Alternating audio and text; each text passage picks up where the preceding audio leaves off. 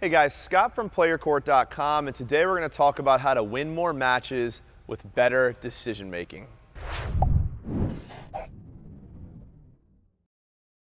Hey guys, today we're talking about decision making, and this video is for players with a PlayYourCourt rating of 60 and up. If you're not familiar with our rating system, a 60 in a PlayYourCourt community is the equivalent of a USTA 3.5. So let's go ahead and get started here.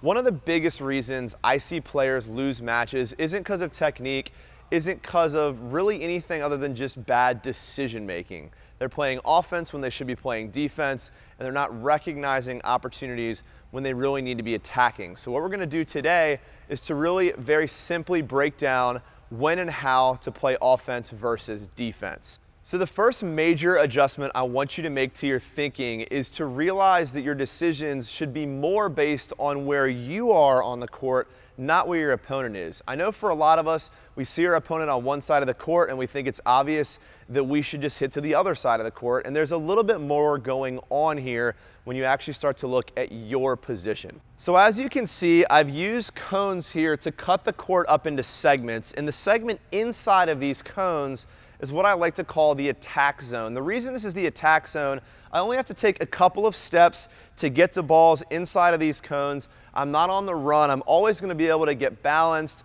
and to really transition my weight into the ball. This is where good things happen. This is where we want to see you attack. I also want to point out, if you're faster, like take Nadal for example, and you move to the ball very quickly, and maybe you can get to a ball outside of these cones quickly and get set up and your weight balanced in attack, then maybe these cones shift a little further out for you. If you're extremely slow, maybe they shift in 1 or 2 steps. But the idea is the inside third of the court, where your attack zone is the zone where you can quickly move to the ball, get your feet set, transfer your weight, and this is the time we want to see you attack. So now let's talk about the defensive zones. I think it's pretty obvious. The defensive zones are the zones outside of these cones. When we're pulled really far out of position, when we're not able to get our feet set, maybe we're hitting on the run, we're not able to step into the ball or transfer our weight into the shot. This is where you've got to play defense, and this is the #1 mistake that I see with most recreational players all the way up to Division I college tennis players.